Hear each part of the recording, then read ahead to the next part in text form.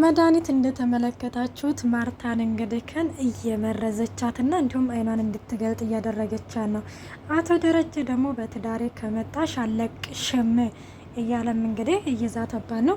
እኔ ዛሬ ላይ እንግዲህ ማርታ በጣም እያናደደች ነው። ማለት ለምንድን ነው እንግዲህ የምታናድደኝ እንዲህ ማለት ቆይ ለምንድን ነው ሰውን ማለት ቆይ ሰው እንዴት ወደ ግራና ወደ ቀኝ ለምንድን ነው የማይታየው? መታየት አለበት እኮ አይደል እንዴ?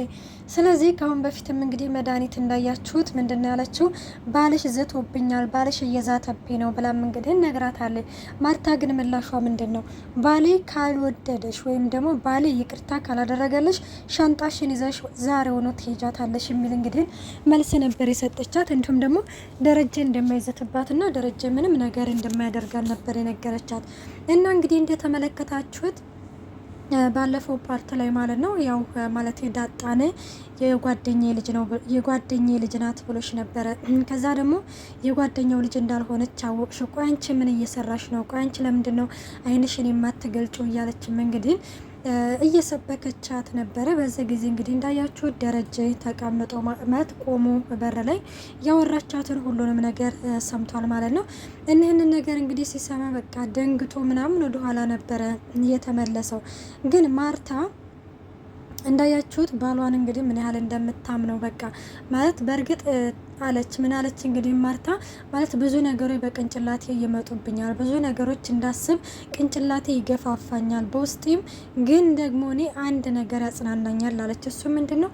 ደረጀን አምነዋለሁ፣ ደረጀን ከራሴ በላይ አምነዋለሁ። ስለዚህ ምንም ነገር አታስቢ ማለት እዚህ የምትቆየውን ያክል በሰላም ኑሪና ወደ መጣሽበት ተመለሽ።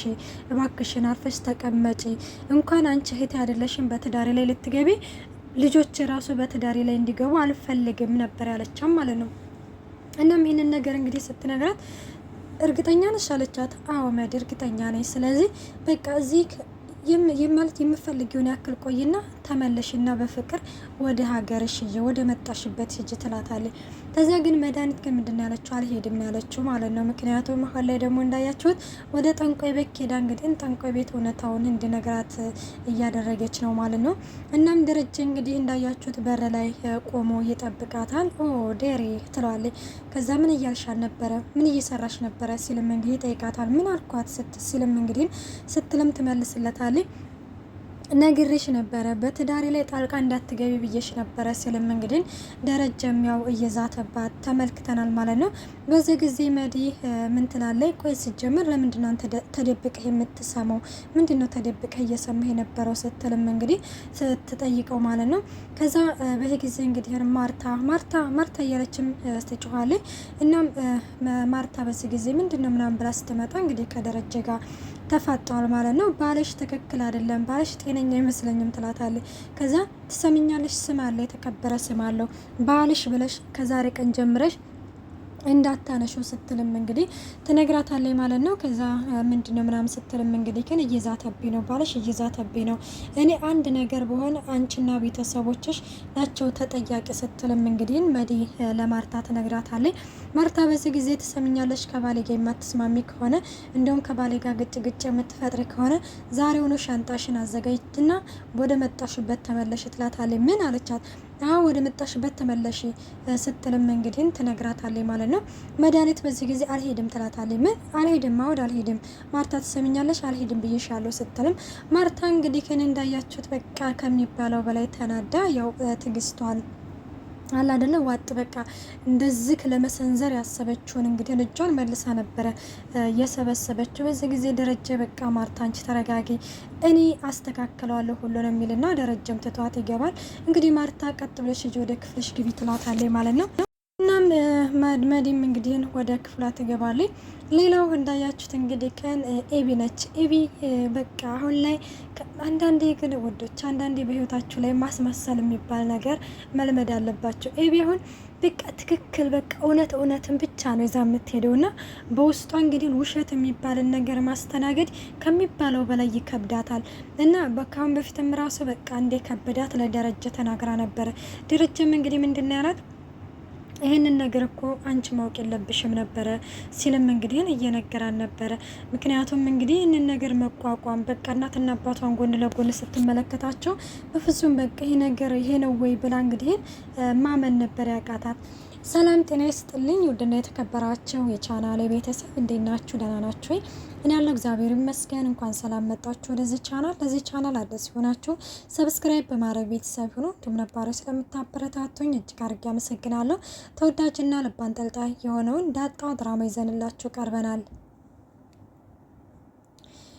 ኤቢ ከአሁን በፊት ምንድን ነው እንግዲህ ኤቢ በቃ የሆነ ናታንን እንግዲህ ፍዝዝ ብላ እየተመለከተችው ነበረ። ፍቅር ፍቅር ግን የስራ አነስተና ከዛ እንግዲህ ፍዝዝ ብላ እየተመለከተችው ናታን ደግሞ በቃ አንዴ ዳጣን ይመለከታል፣ አንዴ እሷን ይመለከታል። ምክንያቱም ደንግጧል ማለት አንደኛ ዳጣን ይወዳታል። ዳጣን እንግዲህ እያየቻት ደግሞ እህቱ ደግሞ በእንደዚህ አይነት ማለት እህቷ ደግሞ በእንደዚህ አይነት መልኩ እንግዲህ ስትመለከተው በቃ የሆነ አላ አይደለ ተረበሸ እና ኤቢ ስላትም እንግዲህ ኤቢ በዚህ ጊዜ ደነግጣለች ማለት ነው። እና ስትደነግጥ ምን ነው ምናምን ስትልም እንደ ምን ሆነሽ ነው ትክክል አይደለሽም ሲልም እንግዲህ ዳጣ ሁለቱንም ትመለከትና ትታቸው ትሄዳለች ማለት ነው።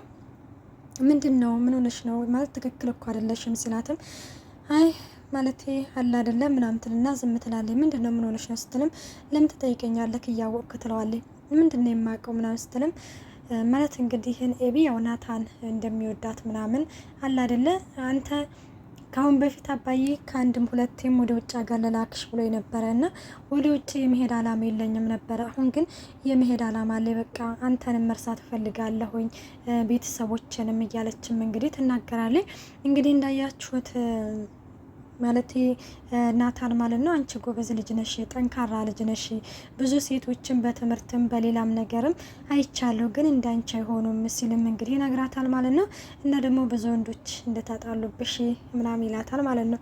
ከዛ አንዳንዴ ግን ብልጥነ ስልፋራ ትሆናለክ ማለት ቆይ እንዴት የምትወድህን ሴት ሌላ ሰው ውደጅ ብለክ ትነግራለህ ምናምን ስልም ታዲያ ቆይ ምን ማድረግ ነበረብኝ ኤቢ ማለት አንቺ በእኔ ቦታ ብትሆኝ ምን ታስቢያለሽ ምናምን ሲላትም ምንም ማሰብ አልፈልግም በቃ መሄድ ነው የምፈልገው ስትልም ትነግረዋለች።